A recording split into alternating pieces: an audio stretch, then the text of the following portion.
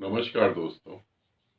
यहाँ पर ये वीडियो आपके लिए बहुत ज़्यादा ज़रूरी है, तो पूरा वीडियो ज़रूर देख लेना।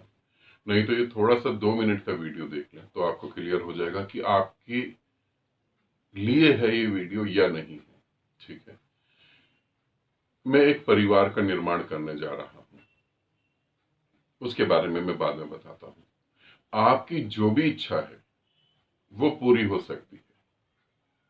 कोई भी इच्छा हो आपकी वो पूरी हो सकती है, मगर उस इच्छा को पूरी करने के लिए कुछ नियम और सिद्धांत जरूरी है। हमको वो नियम और सिद्धांत पता नहीं। अब मंत्र को ले लेते हैं, तो मंत्र करते करते बहुत सारे लोग हैं जो 2 साल से मंत्र कर रहे हैं, कुछ 10 साल से मंत्र कर रहे हैं और उनका कहीं कुछ भी नहीं हो पा रहा है। और बहुत सारे लोग हैं जो कंफ्यूज हैं कि मेरी एक इच्छा पूरी हो गई और फिर बाकी नहीं हो रही। तो जिन साधकों को लगता है कि हमारी इच्छाएं पूरी होनी चाहिए, ये उन साधकों के लिए वीडियो है। तो वो साधक इस वीडियो को जरूर देखें जिनको ऐसा लगता है कि मेरी डिमांड पूरी होनी चाहिए, मेरी इच्छा पूरी होनी चाहिए, मेरे को जीवन में सुख मिलना चाहिए, मेरे को जीवन में पैसा मिलना चाहिए। अब मैं वीडियो को शुरू करने जा रहा हूं। तो अब मैं जो बता रहा हूं, क्योंकि ये मैंने पूरा वीडियो का सार बता दिया, अब मैं आपको समझाता हूं कि क्या कहने जा रहा हूं मैं आपको। यहां पर पहले मैं एक ऑडियो चला देता हूं, एक साधक का ऑडियो है, वो ऑडियो सुन लें आप, उसके बाद मैं सारी बातें बताता हूं। प्रणाम गुरुदेव। गुरुदेव, मेरा नाम श्रवण है, मैं थाईलैंड से हूँ गुरुदेव। गुरुदेव, मेरा प्रश्न है कि कृपया उस क्षण के बारे में कुछ बताएं जिस क्षण में मन एकदम बिल्कुल एकदम शांत हो जाता है, कोई मन में कोई हलचल नहीं होती और अंदर से साधक एकदम से स्थिर हो जाता है। और कृपया गुरुदेव उस क्षण के बारे में बताएं जब साधक ध्यान करता है और उसके भीतर परमात्मा उतरता है और आप कहते हैं कि उस क्षण ध्यान से नहीं उठना चाहिए, चाहे कुछ भी हो जाए। तो क्या ये मन का शांत होना और ये दोनों क्षण एक ही हैं गुरुदेव या अलग अलग है गुरुदेव? कृपया इसके बारे में कुछ बताएं गुरुदेव। गुरुदेव, कल मैं गायत्री मंत्र साधना आपके साथ किया, मेरा पहला दिन था गुरुदेव। और रात को गायत्री मंत्र साधना करके मैं सो गया। सुबह मैं हाथ पैर धो के मैं गायत्री मंत्र साधना किया और करने के बाद जब भी मैं मौन बैठा गुरुदेव, मैं काफी गहरे ध्यान में उतर गया गुरुदेव। और मेरे कमर में अक्सर दर्द रहता है, मैं आधे घंटे से ज्यादा बैठ नहीं पाता हूँ, लेकिन उस क्षण मेरे शरीर में कोई दर्द नहीं था और मैं 2.5-3 घंटे तक मैं बैठा ही रहा गुरुदेव। मन में कोई हलचल नहीं थी, सब कुछ एकदम रुक गया था गुरुदेव, सब कुछ एकदम शांत हो गया था गुरुदेव। और उस समय उस क्षण गुरुदेव मैं कहाँ था मुझे नहीं पता गुरुदेव। मुझे इतना भी नहीं पता कि मैं शरीर में हूँ भी या नहीं हूँ गुरुदेव। और गुरुदेव, उस समय मुझे ना तो अंधकार दिखा ना ही प्रकाश दिखा गुरुदेव। और कृपया गुरुदेव मुझे बताएं कि मेरी साधना सही हो रही है गुरुदेव। कृपया मेरा मार्गदर्शन करें गुरुदेव। प्रणाम गुरुदेव। प्रणाम आपको। अभी मैं साधक के ऑडियो का जो उन्होंने प्रश्न पूछे हैं और अनुभव बताया, इस अनुभव को मैं बाद में बताऊंगा। पहले मैं आपको कुछ बताता हूं। गायत्री मंत्र अपने आप में बहुत शक्तिशाली मंत्र है। जब आप कोई मंत्र बोलते हैं, चाहे वो शिव का हो, चाहे वो हनुमान जी का, किसी का भी कोई मंत्र हो, या स्वयं का कोई बनाया हुआ मंत्र हो, क्योंकि हम स्वयं के भी मंत्र बना सकते हैं। मंत्र विज्ञान में ऐसी भी बहुत सारी चीजें हैं जहां हम स्वयं अपना मंत्र निर्मित कर सकते हैं। मगर ये सारे के सारे मंत्र जो हैं आपके पूरे ब्रह्मांड में गति करते हैं और वहां से जो है ऊर्जा आपके ऊपर बरसती है, आप ज्यादा ऊर्जावान हो जाते हैं। अब इसको डिटेल में तो मैं नहीं बता पाऊंगा क्योंकि वीडियो फिर बहुत लंबा हो जाएगा। कम से कम इसको बताने के लिए 1 घंटा चाहिए, 1 से 1.5 घंटा चाहिए। तो इसको मैं इतना ही बता देता हूं कि जो आप मंत्र बोलते हैं वो ब्रह्मांड में जाता है और ऊर्जा को लेकर आपके पास वापस आता है। आप ऊर्जावान महसूस करते हैं। मगर गायत्री मंत्र में कुछ ऐसी बातें हैं जो बिल्कुल ही अलग हैं। अब गायत्री मंत्र जो है वो आपके इस ब्रह्मांड की सीमाओं को भी पार करके अनंत ब्रह्मांडों से जाकर कनेक्ट होता है और अनंत ब्रह्मांडों की ऊर्जा आपके साथ जुड़ती है।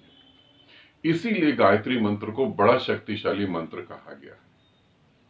अब यहां पर जो है मैं एक गायत्री मंत्र को लेकर ही एक परिवार को निर्मित करने जा रहा हूं, जिसमें है शिव गायत्री मंत्र, शिव गायत्री परिवार। अब शिव गायत्री परिवार में कुछ साधक मुझे चाहिए जो शिव को मानते हो और मंत्र को मानते हो। अब यहां पर ये हो गया 15 मई तक हम इस परिवार को कंप्लीट कर लेंगे, तो जिस भी साधक को जुड़ना होगा वो 15 मई तक जुड़ेगा। जुड़ने के क्या करना है, क्या करना होगा, आपको फोटो देना होगा, मंत्र से जुड़े अनुभव बताने होंगे, शिव से जुड़े अनुभव बताने होंगे ऑडियो में। ऑडियो 2 ही मिनट का होना चाहिए, 2 मिनट के 2 ऑडियो आप दे देंगे तो मैं उस परिवार में आपको जोड़ दूंगा, ठीक है। अब और आगे बताता हूं। जुड़ने के लिए कुछ नियम और सिद्धांत हैं। पहला नियम तो यही कि आपको अपना प्रेजेंट का फोटो देना है और अपने साधना के अनुभव बताने। वहां पर फिर आपको कुछ और नियम बताए जाएंगे जो आपको फॉलो करने हैं, ठीक है। अब यहां पर आप ये समझें कि हमारा भारत जो है वो एक आध्यात्मिक देश है। इस वीडियो को मैं बार बार कह रहा हूं, पूरा देखेंगे तभी चीजें समझ आ पाएंगी। हमारा भारत जो है वो एक आध्यात्मिक देश है। ऑल ओवर वर्ल्ड में जितने संत यहां पैदा हुए उतने संत किसी भी देश में पैदा नहीं हुए। सभी देशों में संत पैदा हुए हैं, मगर जितनी क्वांटिटी यहां पैदा हुई है उतनी क्वांटिटी कहीं नहीं पैदा हुई। कामसूत्रा लिखी गई, कामसूत्रा पे आज भी रिसर्च हो रही है बाहर की कंट्रियों में। चाणक्य की नीतियों पे आज भी बातें हो रही हैं बाहर की कंट्री में। बहुत सारे हमारे ऐसे ग्रंथ हैं जिनकी बाहर उस पे आज शोध हो रहा है, मगर ये हमारा आध्यात्मिक देश जो है आज ढोंगी आध्यात्मिक देश बन गया है।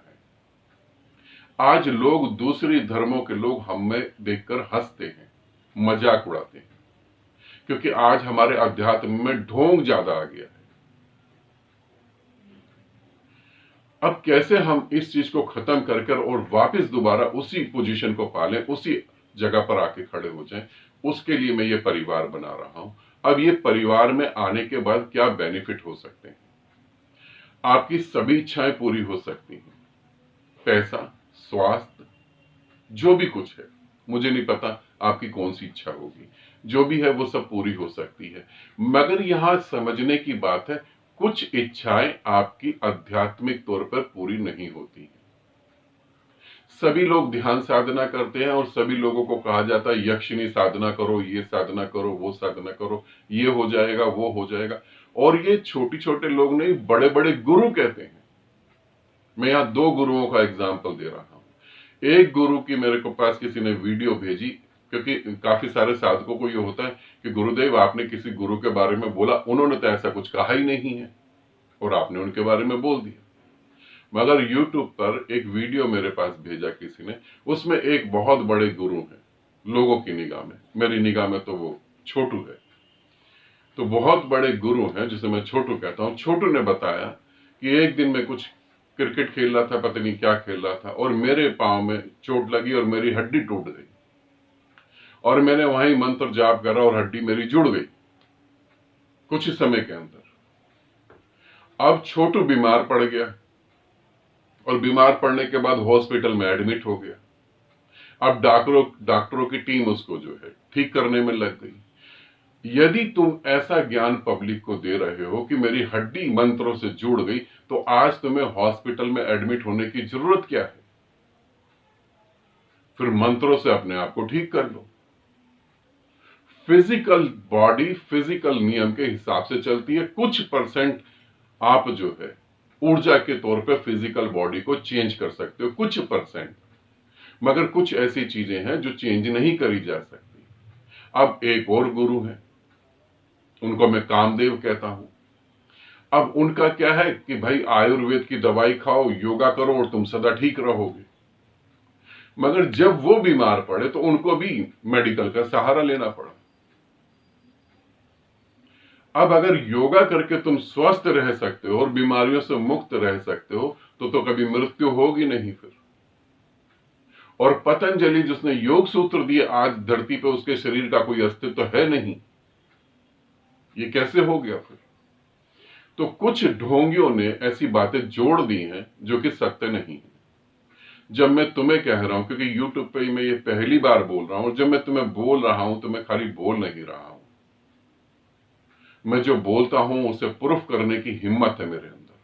मैं उसे सत्य साबित कर देता हूं क्योंकि मैं सत्य ही बोल रहा हूं। तो ऐसी ढोंग वाली बातें जो हैं वो तो दिमाग से बिल्कुल निकालते। अब आता है कि अगर हम इस परिवार में जुड़ते हैं तो हमारी क्या इच्छाएं पूरी होंगी। तो जब आप इस परिवार में जुड़ने के लिए अप्लाई करेंगे, अपना प्रेजेंट का फोटो देंगे, अपने मंत्र साधना से रिलेटेड एक्सपीरियंस बताएंगे, अपना शिव से रिलेटेड एक्सपीरियंस बताएंगे, तीसरा ऑडियो अपनी इच्छा बताएंगे कि मेरी क्या इच्छा है। अब जिनकी इच्छा यह है कि समाज सुधर जाए, समाज बदल जाए, वो लोग अप्लाई बिल्कुल नहीं करेंगे, क्योंकि मैं यहां समाज सुधारने की बात नहीं कर रहा, मैं व्यक्ति सुधारने की बात कर रहा हूं। तो इसलिए जिनको लगता है समाज सुधारने की हमारे अंदर इच्छा है कि हम अनाथालय खोलेंगे, कि हम गरीबों की मदद करेंगे, तो वो बिल्कुल अप्लाई नहीं करें। पहले अपनी गरीबी तो हटा लें, है ना, पहले अपनी गरीबी हटा लें। तो जिन साधकों को ऐसा लगता है कि हाँ हमें साधना करनी है और हमारी इच्छाएं पूरी होनी चाहिए, वो साधक जुड़ सकते हैं। और मैं यहां तुम्हें एक और बात बताना चाहता हूं कि जिन साधकों ने सच में ध्यान करा है, जिन साधकों ने सच में साधना करी है, सच में वो डूबे हैं, वो कभी नहीं कह सकते कि हमारी इच्छा पूरी नहीं हुई।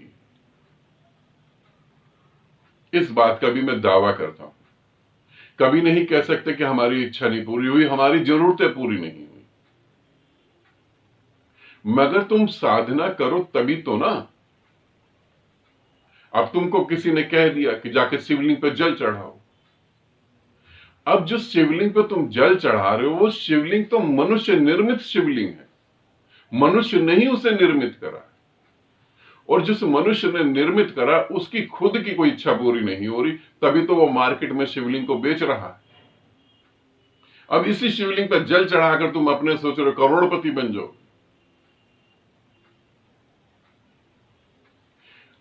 अब कोई बैठा हुआ है हनुमान की मूर्ति के आगे और वो कह रहा है कि मेरी इच्छाएं पूरी हो जानी चाहिए, मेरे सपने पूरे हो जाने चाहिए।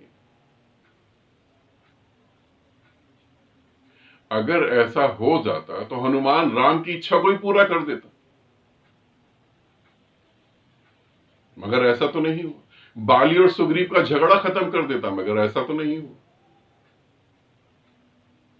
थोड़ा सोचो, तुम जो कर रहे हो, तुम्हारे पास अगर तुम 10 साल से कर रहे हो, 20 साल से कर रहे हो, 2 साल से कर रहे हो, तुम्हारे पास रिजल्ट के नाम पर सिर्फ जीरो के अलावा कुछ भी नहीं है। और जिन लोगों के साथ मैं जुड़ा हूं, जो लोग साधना कर रहे हैं, मैंने कभी उन्हें बोला नहीं कि वो अपना एक्सपीरियंस पब्लिक में लाए। जो लोग साधना कर रहे हैं उनके पास बहुत ज्यादा एक्सपीरियंस है, उनका जीवन बदल रहा है। तो जो मैं परिवार बनाने की बात कर रहा हूं, और मैं हमेशा यही चाहूंगा, जो मेरा परिवार है, शिव गायत्री परिवार, ये परिवार चारों तरफ से संपन्न हो, बुद्धि से भी, धन से भी, स्वास्थ्य से भी, अध्यात्म से भी, चारों तरफ से संपन्न होना चाहिए। और इसको संपन्न करने के लिए मैं और मेरे और साधक जो बहुत गहरी स्थिति में पहुंचे हुए हैं, जहां आप साधना की जरूरत नहीं, वो सब हम इस काम को करने के लिए तैयार हैं। अब आप जुड़ने को लिए तैयार हैं या नहीं है, ये आप पर निर्भर करता है। और जैसे कि मैं हर वीडियो में कहता हूं, हर जगह में कहता हूं, मुझे कम ही लोग चाहिए, ज्यादा लोग नहीं चाहिए। आप कैसे जुड़ेंगे? प्रेजेंट का फोटो, बार बार बोल रहा हूं, ध्यान का ऑडियो, मंत्र साधना का ऑडियो, शिव से जो संबंधित है वो ऑडियो, और अपनी इच्छा। नंबर मैं दे नहीं रहा हूं कि नंबर ऑलरेडी सबको पता है। कॉलिंग बिल्कुल नहीं करें। वैसे हिंदुस्तान में ये कहना तो बेकार है कि कॉलिंग नहीं करें, क्योंकि इतने ढीठ लोग हैं। अगर ये मैं सिर्फ जंगली जानवरों को भी कहता कि कॉलिंग नहीं करें, तो शायद वो सुन लेते एक बार मेरी बात। तो वीडियो कॉलिंग नहीं करें, क्योंकि आपके नंबर को फिर ब्लॉक कर दिया जाएगा। अब मैं साधक के उस अनुभव को लेता हूं, इस अनुभव को भी आप अच्छे से समझें, और जो आप साधना कर रहे हैं, गायत्री मंत्र साधना कर रहे हैं, जो भी साधक अभी साधना कर रहे हैं वो भी अच्छे से समझें। जितने साधक साधना कर रहे हैं वो सब अच्छे से समझें।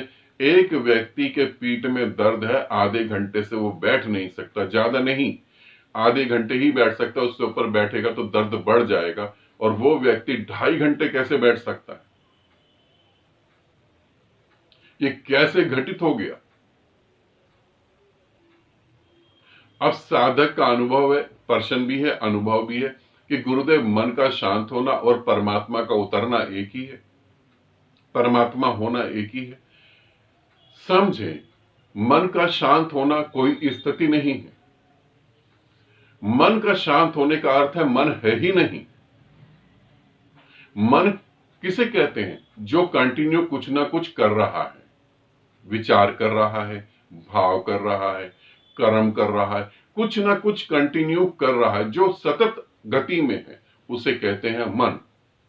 और यदि गति रुक गई तो वो समाप्त हो गया, और जहां गति रुक गई वहीं परमात्मा चालू हो जाता है। तो मन का रुकना और मन का शांत होना और परमात्मा का उतरना एक ही है, बिल्कुल एक ही है। फिर उसी क्षण में हमें ठहरे रहना है। अब जब मैं कहता हूं ठहरे रहना है, तब आप सुनते हैं और आपको लगता है कुछ क्रिया करनी है, कुछ करना है। अब मेरी मजबूरी है, जो भाषा तुम समझ सकते हो उसी भाषा में मैं बोलूं। यदि मौन समझ सकते तो मैं बोलता नहीं और तुम समझ जाते। तो जहां मैं कह रहा हूं उसी में ठहरे रहना, उसका अर्थ है बस वैसे ही रहो, वैसे ही हो जाओ जैसे हो। तो 2.5 घंटे क्या, 2.5 महीने भी बीत सकते हैं। इसी को क्या एनलाइटनमेंट कहते हैं? हाँ, उस समय एनलाइटनमेंट ही घटित हो रही थी। इसी को मोक्ष कहते हैं। अगर उस समय कुछ भी ऐसा होता और मृत्यु आ जाती तो जन्म दोबारा नहीं हो सकता, क्योंकि जन्म लेने के लिए जन्म लेने वाला होना तो चाहिए ना, वहां तो है ही नहीं कोई। फिर अंधकार भी नहीं दिख रहा, प्रकाश भी नहीं दिख रहा। जब देखने वाला विदा हो गया तो अंधकार कहां से दिखेगा, प्रकाश कहां से दिखेगा? और यदि देखने वाला है तो परमात्मा भी है नहीं, तो क्या वो परमात्मा ही घट रहा था? इसी को समाधि कहते हैं। समाधि का अर्थ है समाधान। अब कोई बात नहीं रह गई, क्योंकि अब कोई है ही नहीं, तो समस्या कहां से होगी? तो समस्या तो नहीं होगी, अब है ही नहीं कोई। तो जो घटा उसे समाधि कहते हैं, जो घटा उसे परमात्मा कहते हैं, जो घटा उसे मन से मुक्ति कहते हैं। और ये गजब की बात है, कल ही हमने गायत्री मंत्र साधना करी है। 23 तारीख को हमने साधना करी, 24 तारीख को सुबह आपको ये रिजल्ट मिला। ये बहुत अच्छी बात है। लोग तो पता नहीं कितने कितने गायत्री मंत्र बोल रहे हैं और कितनी साधनाएं कर रहे हैं, आज तक कुछ नहीं हो पा रहा। यदि 24 घंटे भी नहीं कहूंगा मैं, कल रात को हमने 8 बजे साधना करी, आज सुबह आपका 8 बजे या 7 बजे एक्सपीरियंस मैंने सुना। तो 24 घंटे भी नहीं घटे, और अगर ऐसा अनुभव हो रहा है समाधि का, तब आप समझ सकते हैं गायत्री मंत्र कितना शक्तिशाली मंत्र है। अब यहां पर मैं वीडियो को समाप्त कर रहा हूं। जो भी साधक अपनी किसी भी इच्छा को पूरा करना चाहे, वो अध्यात्म से जुड़े। अध्यात्म में बहुत कुछ ऐसा है, मैं इस बारे में ज्यादा इसलिए नहीं बोल रहा था अभी तक, इसलिए नहीं बोल रहा था क्योंकि इसको लेकर बहुत अंधविश्वास है, बहुत ज्यादा। और इन्हीं शब्दों को लेकर गुरुओं ने शोषण करा है, इन्हीं शब्दों को लेकर। मगर ये ध्यान रखना, कर्म प्रधान है, कर्म भी करना पड़ेगा। और ये भी ध्यान रखना कि अंधविश्वास में नहीं फंसना। ये भी ध्यान रखना कि मंत्रों को पढ़ते पढ़ते तुम्हारे पास लक्ष्मी नहीं आएगी। मंत्र पढ़ने हैं, कुछ और करना है। और मंत्र पढ़ने के तरीके हैं। जो तरीके तुम यूज कर रहे हो उसमें कुछ भी नहीं है। तुमको अंदर से खुद संदेह होता है, तुम खुद अपने से पूछने से डरते हो कि मेरी गति बढ़ी। तुम अंदर अपने सत्य को देख नहीं पा रहे। आत्मा तुम्हारी आज भी तड़फ रही है, आज भी दुख को जी रहे हो, आज भी वासनाओं को जी रहे हो, आज भी परेशान हो। तुम्हें डर लगता है अपने सत्य को जानने से। फिर क्या कर रहे हो तुम? क्यों कर रहे हो तुम? किसी गुरु से जुड़े हो, 10 साल हो गए, 20 साल हो गए, अरे अभी 20 साल क्यों जुड़े हो तुम? 20 साल में कोई गति नहीं हुई तो अब तुम क्या सोच रहे हो आने वाले 20 साल में गति हो जाएगी? जैसे तुम काम करते हो ना तो तुम्हारे घर में पैसा आता है, बैंक बैलेंस बढ़ता है, वैसे अध्यात्म है। आज साधना करते हो ना, देखो साधक को, उसने कल 8 बजे साधना करी, आज उसके बैंक बैलेंस, आध्यात्मिक बैंक बैलेंस बना ना उसका, उससे कुछ घटा ना। थोड़ा सोचो और समझो, अपने जीवन को व्यर्थ नहीं करो, अपने जीवन को समझो और जो कर रहे हो उससे भी समझो। क्या सुबह उठ के तुम पाठ कर रहे हो? उस पाठ करने के बाद भी तुम्हें पूछना पड़ता है कि हम क्या करें, हम कैसे दुख से मुक्त हो जाएं? क्या तुम चालीसा कर रहे हो? और ये सब करके कर क्या रहे हो? तुम भीख ही तो मांग रहे हो और क्या कर रहे हो? परमात्मा होने की कितना दुखद और कितना शर्मनाक है, परमात्मा होने के बाद किसी मूर्ति के आगे हाथ फैला के खड़े भीख मांग रहे हो। अपने अस्तित्व को पहचानो, ठीक है? आनंदित रहो, सदा खुश रहो, बहुत बहुत प्रेम आप सभी को। मगर इस बात का ध्यान रखना कि मई के महीने में ये परिवार में निर्मित कर दूंगा, उसके बाद हम इसमें किसी को भी नहीं जोड़ेंगे, फिर नहीं जुड़ना। तो आपको जो भी कुछ करना है 5 मई से पहले पहले आपको अप्लाई करना है। 5 मई के बाद कोई भी इसमें अप्लाई नहीं करेगा।